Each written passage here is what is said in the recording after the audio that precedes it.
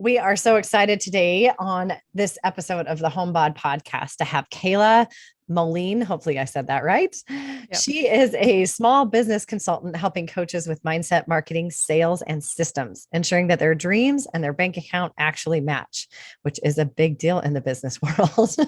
We talk about dreams, we talk about bank accounts. We don't talk about them matching very often.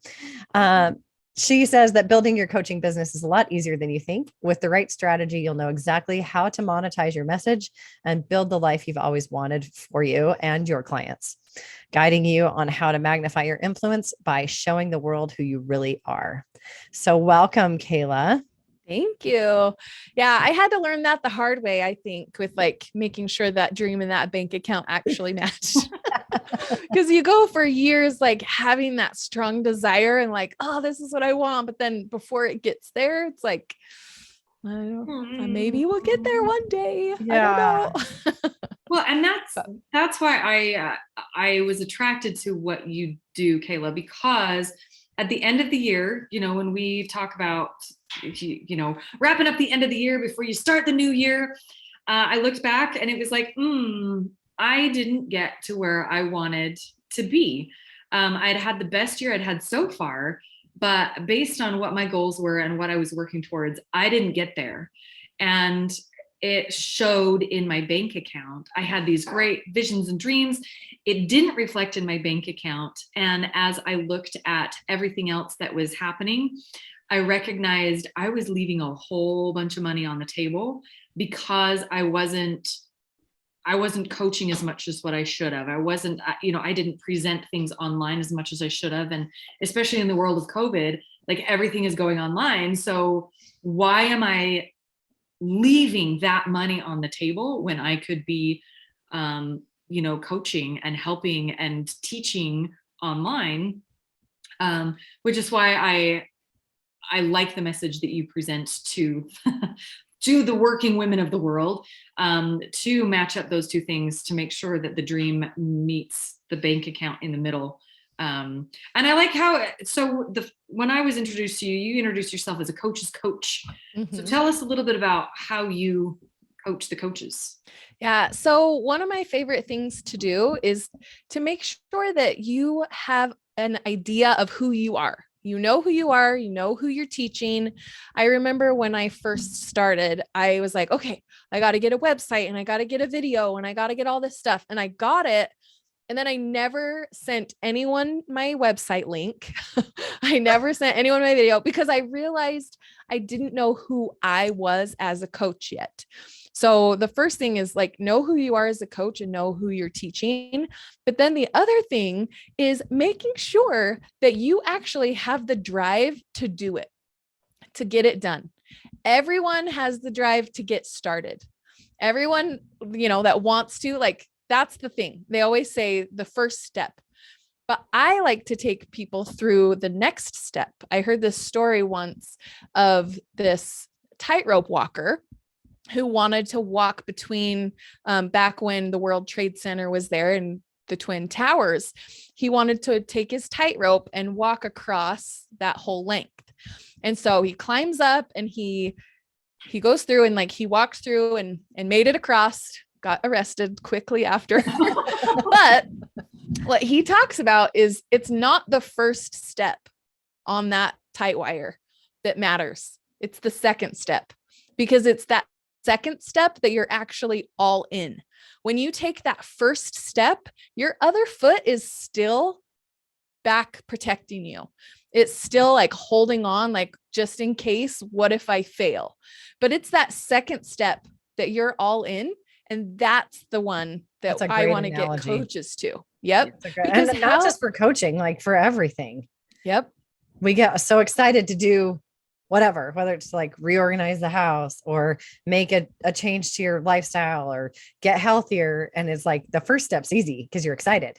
Mm-hmm. It's the next 2 or 3 that are scary. Yeah. And we talked about that where turning on the car in park. Yeah. That's fine. That's the first step, but it's getting it out of park. I mean, we've used that analogy before of like, now you actually have to go. You actually have to do something. And that's where it gets scary, because then you know that everything is on you. And it's for as much as you'd like to blame other people for your blunders and everything, you know that the only blame that there is for your lack of success is yourself. Yeah, we were actually talking about that today when I was trying to the first speaker video, because I'm a motivational speaker as well. And the very first speaker video, I can't talk. The very first speaker video that I ever did that I never sent anyone to, I tried to blame it on the person who made the video.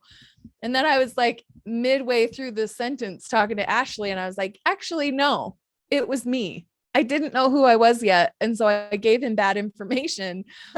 So then my speaker video wasn't good because I didn't know who I was as a coach. And as a speaker, I just tried to jump too soon. So having that structure in place is definitely important, and knowing who you are and who that audience is.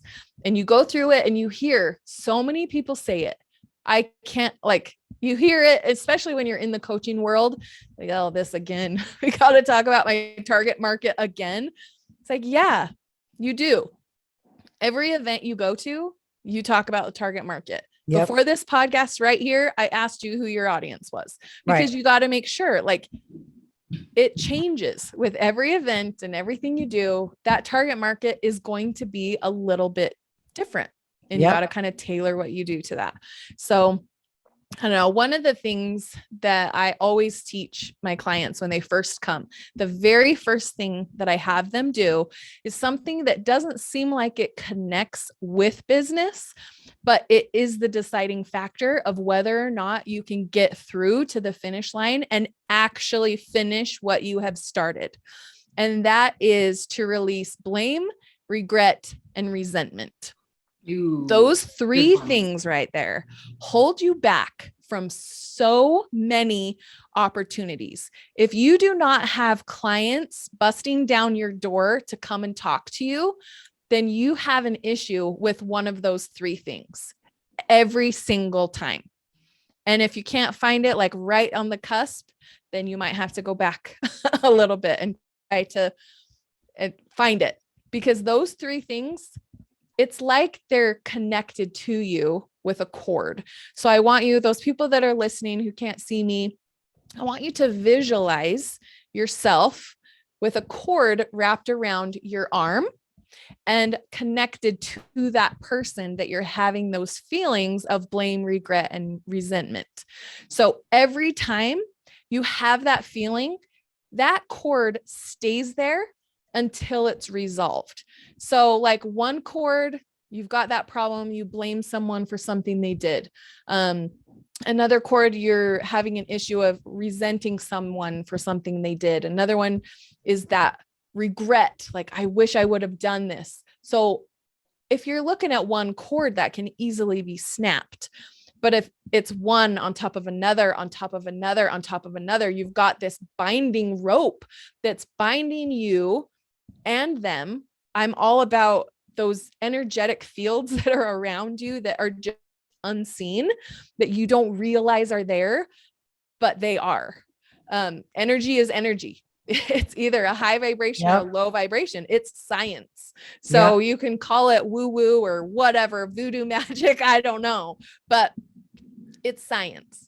And so when that energy is low and holding you back, think how hard it would be to walk forward and try to meet new people and say, hey, I've got an awesome product and I'm really excited to share it with you. And then they energetically feel all of that baggage that's trying to come, and like you're lugging it behind you, right? Like energetically, it weighs you down.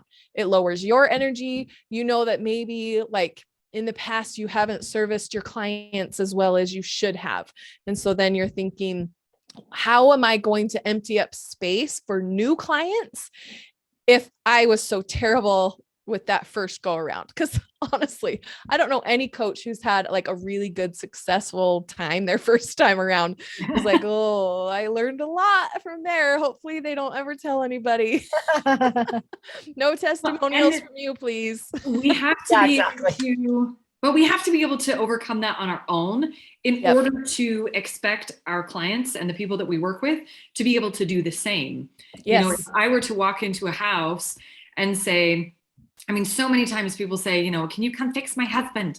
He's making me crazy. And it's like, well, no, I can't fix your husband, Yep. but I'm working with you. So let's work with you. But if in the back of my mind, I'm like, yeah, well, my husband does the same thing. Well, this isn't really her fault. If I'm playing the blame game in the back of my head, I can't help my client move and progress because she's blaming her husband for the mess. Instead, if I can let go of that and figure out how to move on and move beyond that, then I can teach my client to do the same and recognize, hey, look, this might be your husband's mess, but you have the ability to change yourself within the situation to meet where you want to be, to get to the results that you want without fixing, quote unquote, your husband, because chances are there's so much that you can do yourself that doesn't involve him, that if you fix yourself, it's going to have that reciprocal effect of, oh, well, it's going to affect him in the long run. But, if I'm hanging on to that blame, then I'm not going to get her to the place where she needs to be. Yeah, that blame game is very dangerous. And that's the biggest thing of how you can't move forward, is because you're too busy blaming everybody else for the reason why you're not succeeding. Honestly, nobody else cares about whether or not your business succeeds. Like all these people that are coming to you for guidance, I mean, they love you, they care about you as a person. But if your business never got off the ground, they don't really care. No. Like you're the only one that it affects. It affects your family, it affects your children. But if your business doesn't get off the ground, your family and your children and your friends, they're still going to love you. And so it doesn't matter to them. So you as the business owner need to make sure that if you want to actually follow through and finish what you start, you have to hold on to what really matters. And you have to let go of blaming other people for the reason that your life is not working out. Yep. Think of all those things that are going on today in the last year and a half, like all the blaming and all that, like it's this person's fault that I'm not happy. And it's this person's fault because, the country is not being run the way I thought. I mean, look at history. If you were to go in like every single history book since the beginning of time, there's people that the masses will blame for whether or not they're successful. Today is no different than any other time in history. We have no one to blame but ourselves for our success or lack of success. Right. No one. When it comes to resentment, when we resent someone, we close that door for new people to come to us. I remember when I worked at a credit union, I won't say the name, but I worked at a credit union, and whenever I'd be in the drive-through, the people would come in and like, we had so much fun talking to each other, like the tellers that worked there, and we'd listen to music and we'd have to like hurry and turn it down when cars came and stuff. It was very fun. But whenever a car would come through, we would be so bugged because they got in the way of our conversation or whatever song was on. And we would kind of like resent them and not necessarily be as friendly and not give them the service that they're looking for. And then one day it dawned on me, like, they are actually the reason that I'm here. Yes. Yeah. I am here because I work for this institution. If they never came, I wouldn't have a job. And so sometimes we resent the people that we are trying to help. Like, That have is you ever? So fun. No, because seriously, just this week, I actually took my kids out to eat, and I wanted to go to Chick-fil-A, and they're like, no, we don't want to go to Chick-fil-A. So we went to like Arby's or something instead. And the lady at the window treated me that same way, that I was interrupting her night and I was inconveniencing her. And by the time I left, even my kids were like, what did we do wrong? I said, nothing. It's just, it was her attitude. I said, but isn't that the difference between, this Arby's person, they could have been working anywhere, and Chick-fil-A? What do they say when we leave Chick-fil-A? It's my pleasure. Yeah. Mhm. Pleasure. So how do we interact with those people? Are we resenting that, are they interrupting our time, our day, our energy? And granted, all of us need the allowance to have a bad hair day. Not Yeah. all of us are going to jive with every single person that we meet, and we shouldn't. That's just not realistic. And so we have to give ourselves that leeway. But on the other hand, if we treat anyone with that resentment, if we carry that resentment with us, they're going to tell. They know. They know. You don't say like, "Hi, I'm in a bad mood today." Nobody starts with that, but you I just think I might know. start that though. That's pretty awesome. I know. Fair warning. I'm in a bad mood. I'm feeling a little fat today. I no. But it's so true. Like all of those unspoken things that we think no one notices are always the number one thing of why they don't choose to work with you. And so think about how messed up you are in your brain. We're all really good at thinking our own messes. And then you think about your client list. And if your client list is small, it's not because you don't have the information. All of the information you could ever want is there. It is right in front of you. Like you don't have to join a program or pay for a coach. It's there on the internet. But the reason we pay for coaches is because they help us get inside of our own heads. And they say that one thing that is going to make it click to be like, oh, that's why I don't do what I'm supposed to do, or that's what's been holding me back. So that's where the coaching happens, is when someone can like really connect with you and teach you what you're doing. But even if you never hire a coach and you just work on your own stuff, taking care of blame, regret, and resentment are the things that are going to help you get through, because it does open that door, like I said, for more people to come to you. You're no longer like putting up those walls energetically of all those people that could be coming through. So like you say that and it's all well and good, but how do you actually release that blame, regret, and resentment? So there's a few things that I like to do personally and that I'll show my clients as well. So one of them, you get a piece of paper and you put it long ways and you put 3 lines down. It's very easy. You split it, 3 sections. The first section at the very top, you write blame. In the middle, you write regret. And in the third one, you put resentment. And then you list every single person or every single situation that you can think of that you blame someone for. And then you go to the next one and you think of every single person or every single event that you can think of in the moment of regret. And then the third, the same with resentment. And you'll have to do this a few times. And honestly, it's an ongoing process because new things come up. Nobody is perfect. And so I probably should do it again today. No, but hey, it's a new year. That's a new. I know it's a great thing to do at the new year, like quarterly, honestly. Every time you're doing your books, it's like, okay, let me release some blame, regret, and resentment here. Yeah.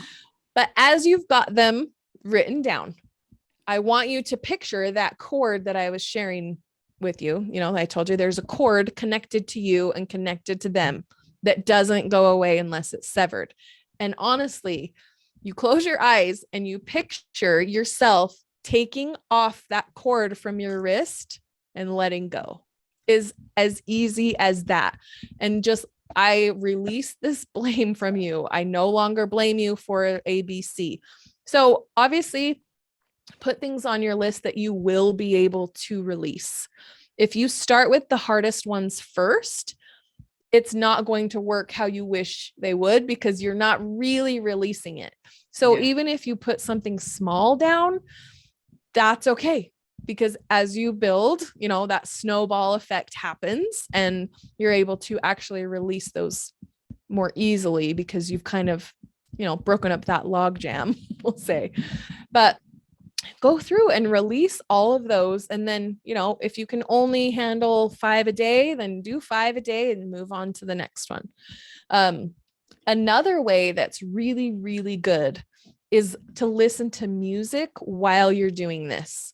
So I love to have like a happy playlist, an angry playlist. So if I'm like trying to move through angry emotions, I listen to angry songs that like get me like, you know? So the rule with that, if you're using music to release, you can't start with the anger. You have to build first and then release and then build again. So the first song you're going to listen to is a happy, positive song, maybe like a calming song, just to kind of set your energy as in a positive place. And then the next song you listen to can be that like angry release, like I have the tiger, got to get this energy out. Like whether that's the angriest song you can think of, we have a conversation to have, because I know, but I'm just trying to think of one like everyone can like hear that beat. Like you can punch some stuff listening to that song, you know? And so write down while you're listening to that song, the angry thoughts that you're trying to release or that regret you're trying to release, and let it literally move through you and stay there. Sometimes I've heard from people like, don't listen to angry songs because it lowers your energy. And I'm like, no, you need to use that. Everyone deserves to be angry. Everyone should feel that. It's an emotion we were given on purpose. Sometimes if you're not angry, you're not hungry. Like if it's, you know, that anger is what sells. That anger is what is going to get people to buy your program. That pain that they're feeling is why they're coming to you. And so knowing how to manage that pain and knowing how to use it to help you in your life instead of using it to drag you down and feel all that baggage you're lugging around. We've all got issues. We've all got stuff we're working on. It's just a matter of how long are you going to let it drag you down? Are you going to be angry for this short amount of time, or are you going to be angry for months or years? You know, how long are you going to let that anger affect your life? So if you're listening to that music, it's one of the fastest ways to actually be able to release that anger and get it out. You know, the words that are unsaid are the words that stay in your mind forever. I think it was Ashley who was like, when I have a song stuck in my head, I have to listen to it. Yeah. So that it gets out. Like it just circles around that anger, and having our own thoughts circling around in our head are so dangerous because then we make up false narratives. We make up fake things and things that we think those other people are saying about us or about our programs, even if they're not. So having that music, you can't think of both of those at the same time. You can't like run yourself into this negative thinking hole if you're listening to that music. The music is what is driving those thoughts, and that anger can be directed at something and not someone specifically. That is a huge thing that I try to differentiate between, even in my family, but with clients especially, is removing any emotion that you have towards a person or towards a thing that's misdirected. Sometimes we have all this emotion tied in a thing when that emotion really needs to be given to a person, or other times it's vice versa. We have all this, emotion in a person when it really should be driven into a thing. And it's usually in an unhealthy way. So we have all these positive emotions towards a thing when it should be directed towards a person. And we have all these negative emotions towards a person when it should be directed towards a thing. And so it's the proper allocation of those emotions and energies that really make quite a big shift in the relationship that we have with ourselves and our stuff. And I can only imagine, Heather, how this ties into the eating and the fitness world as far as where our emotions go with what kinds of things. I mean, you and I talked a long time ago about emotional eating and how that ties in, but I think so many of us just walk around not tuned into our emotions and why we're feeling that way and what we're actually feeling. It's interesting. The more that I learned about and dove into emotional eating and understanding why we do it, the surface level is the dopamine release, but there's a different level there where for the same reason that when you're having a panic attack, people have you count backwards because it shifts you into the analytical part of your brain. Your brain and your body, if you're eating, shift into, okay, we have to digest and we have to focus on that. And so it stops flooding your system with all that adrenaline, all of the cortisol, all the stuff that the stress, the freak out hormones, because, oh, wait, hold on. Now we got to do this. So I think if we can just tune into why we're feeling that way and what we're feeling and address the root cause, it eliminates so much of that. But oftentimes we just are scared to, or we just don't know how to. Yeah. For me, I recently acquired this skill. I'll say it is, when I start getting like, at the end of the night with my kids, and sometimes my husband, but it used to be, I just need a drink. I need a drink. If I just pour a drink, I'll be fine. And then I was like, no, okay. I learned how to address it. And I learned that if I just go take 5 seconds and breathe and remind myself that everything is okay, because I would just get spun up in the tornado that is 5 to 7 p.m. Right. Yeah. And I know, that's where a lot of people grab a cookie or. Oh, I grab my phone. Yeah. I have to go to the bathroom. Like, I'll be back. Yeah. In an hour. It's all self-medication. It's all self-medication, right. Avoidance behavior. But it took me just identifying, like taking 2 seconds and going, okay, why? Oh, because how am I feeling? I'm feeling like I want to kill people. Okay, why do I want to kill people? But I think we don't stop, especially those of us that are type A, go, go, go. It's like, yep, just stress, just shove that down. Yep, tired, shove that down. Angry, shove that one down. Keep moving forward, keep chugging along, keep focusing. Yeah. And the thing about shoving stuff down, it literally puts a wedge into what you're trying to do. And if you've ever seen a wedge, like it goes into the block of wood, it's in the triangle, the point is in the block of wood. And every time you hold it in, it's like hitting that hammer on it one more time and one more time. And it goes deeper and deeper and deeper until eventually you literally break apart. You literally come apart because you've been shoving it down and shoving it down and shoving it down. And there's nowhere else for it to go. It has to come apart. So in wood, it's a literal opening and splitting open, but in our own personal lives, it's a tantrum. We are coming apart. I've never had one of those. I haven't either. Once I started teaching this concept, I was perfect. I'm just kidding.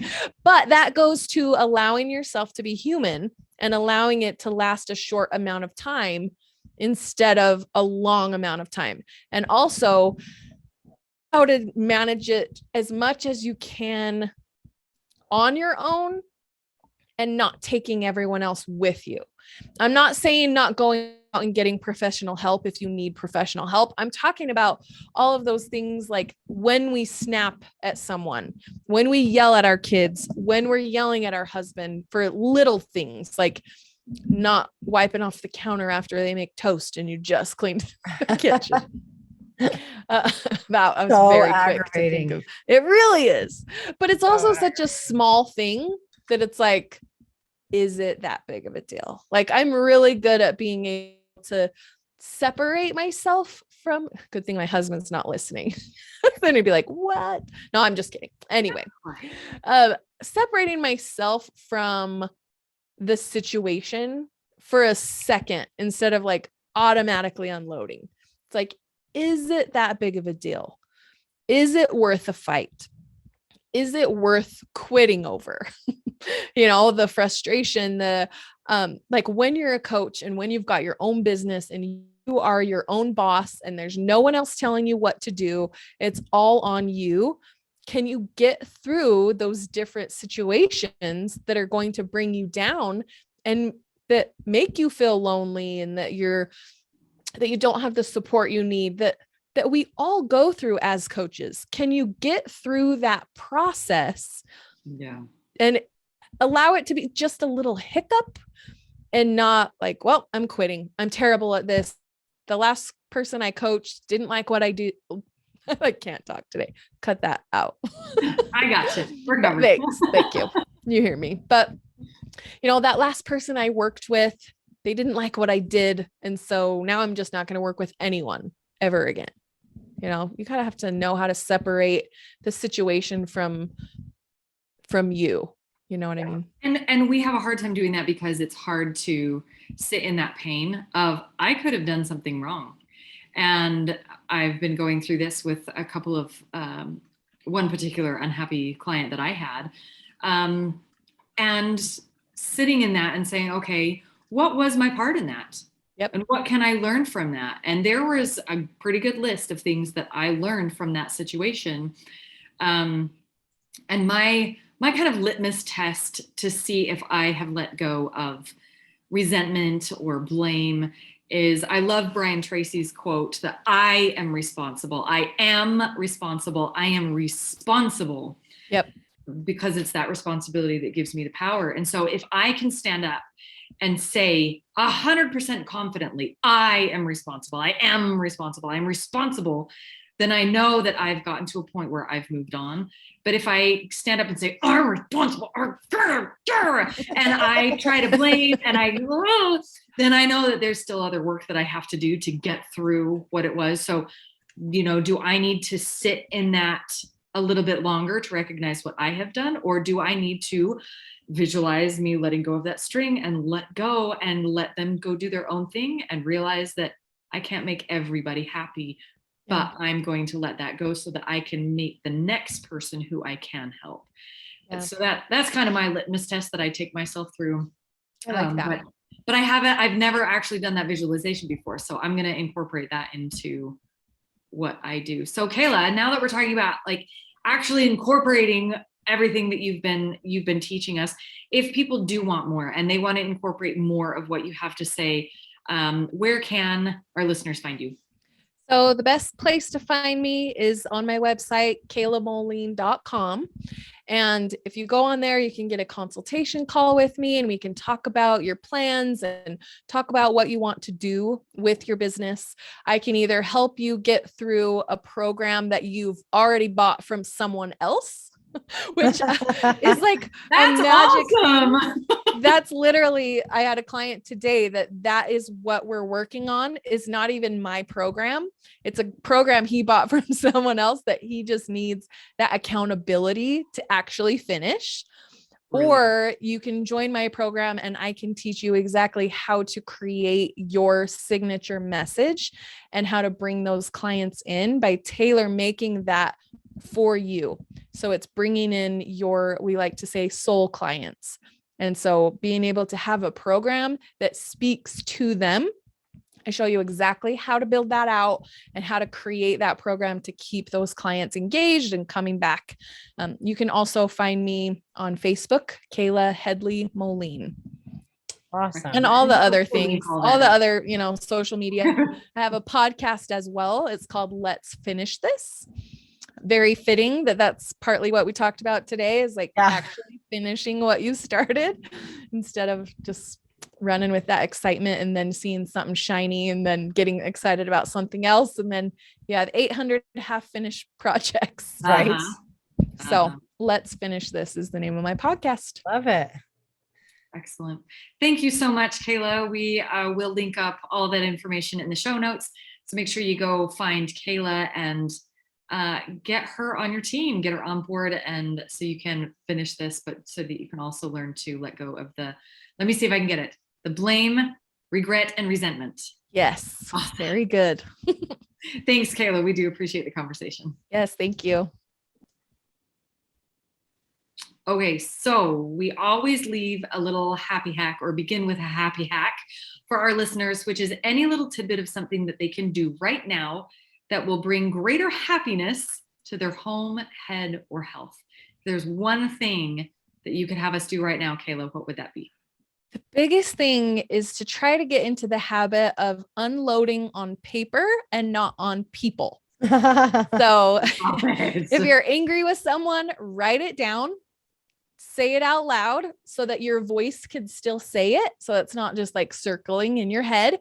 You need to see it. You need to say it. You need to feel it. in order for that to go all the way through you, because the emotion is not the problem. We should be able to feel all emotions. Nothing is wrong with you if you feel angry and if you feel regret and resentment and all of those things. Nothing is wrong with you, but you have to be able to know how to move those through you so that you're only mad for a short time instead of letting it take over your life. So listen to music, write things down, and know how to let it move through you in a safe and a healthy way. Awesome. That's fantastic.